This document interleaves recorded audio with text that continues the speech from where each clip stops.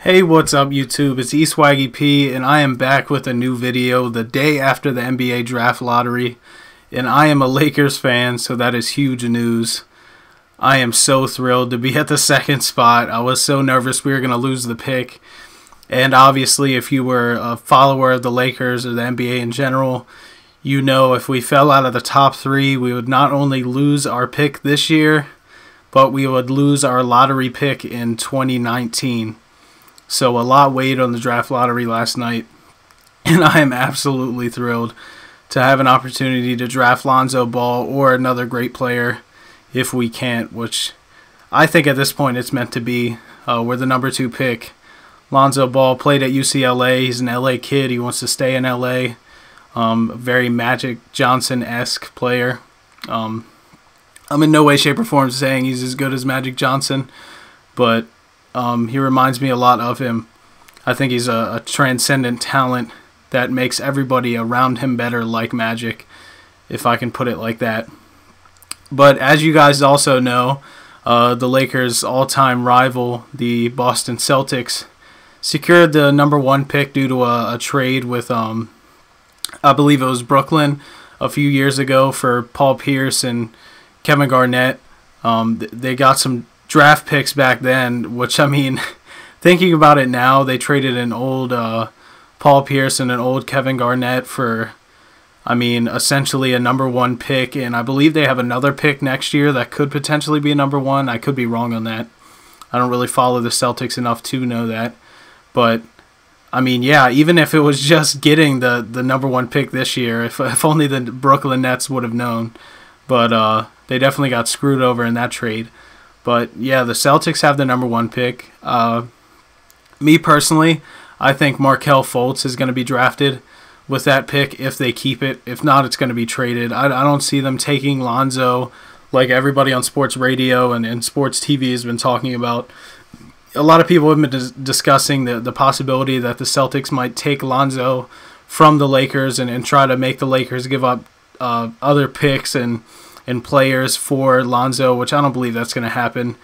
That's kind of asinine in my opinion. I think it's a little childish to do that, and I don't think they're going to go to lengths to just draft somebody out of spite just to piss the Lakers off. So I don't see that happening. I think they either take Fultz or another player that they like, or I just think they trade it for a guy like Jimmy Butler or Paul George that's ready to win now, because realistically, any rookie you draft, statistics show this, around their 4th or 5th year, that's when they really start to pop off. And sometimes even in their 6 years when they become full-blown stars or superstars. So I don't think it's smart for the Boston Celtics to even draft somebody at this point. I think they should trade that pick to a team like Indiana for Paul George, who I hope comes to the Lakers in 2018. That's my hope, but it would be a good move for the Celtics to trade for Paul George or Jimmy Butler, like I said. But anyways, getting back to the Lakers, I fully see them drafting Lonzo. I think they're going to work him out here soon. I heard they're going to work him out head-to-head with De'Aaron Fox. I also heard they might be interested in drafting De'Aaron Fox, but I don't really believe that to be the case. I see Lonzo being the guy they take. It would build so much hype around the Lakers franchise. It would get them back on TV again. And me just looking at the Lakers roster in general, I see a lot of guys on the Lakers roster that are good and potential stars in this league. I just don't think any one of them has the potential to make others around them better, which Lonzo does. We have a lot of good scorers on our team. We have a lot of good slashers who can run the break. And I think Lonzo would make all of those guys better, and he would help them progress in their from rookies into those stars. So I think he'd be the perfect fit just roster-wise. I think you put him at the 1, you put D'Angelo at the 2, obviously Brandon Ingram at the small forward, Julius Randle at the power forward, and maybe, if not Mozgov this year, preferably I'd like to move him and Dang because their contracts are so huge and terrible. Thanks, Mitch and Jim Buzz. I'm glad they're gone now because that was just an atrocity what happened last offseason. But hopefully we can get those contracts off the table. But if not, I could see Mozgov potentially starting. But I would prefer Vich Zubac. I can't really pronounce his name, but he killed it in Summer League, and he did pretty good this past season as well. So that's who I see as our starting lineup this year. Hopefully we can grow and progress. Maybe pick up a few good cheap veterans on one-year deals just so they expire next offseason. Because Magic Johnson has already came out and said that if anything, we're going to make trades. We are not going to be big players this year in free agency. He said things could change, but he said right now this free agency just isn't a priority as far as being big players in it and chasing those stars that are becoming free agents. He thinks they're going to all go back to their respective teams, and I see that happening as well. So, yeah, I think the Lakers are going to draft Lonzo. I think we have a bright future ahead. Like I said, I see D'Angelo moving to a 2, which is just more natural, and obviously you can have him bring the ball up the court in some situations as well because he has that skill set.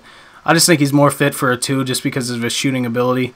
But I think Lonzo is going to bring a lot of excitement to Los Angeles, and even the Summer League is going to be exciting to watch if we have him because he just makes everybody better, and I think he's going to bring back Showtime to the Lakers. I don't think he's all just hype from his father. I think he's a really good player, a transcendent talent, a Jason Kidd with a jumper, if you will. So hopefully Magic makes it happen.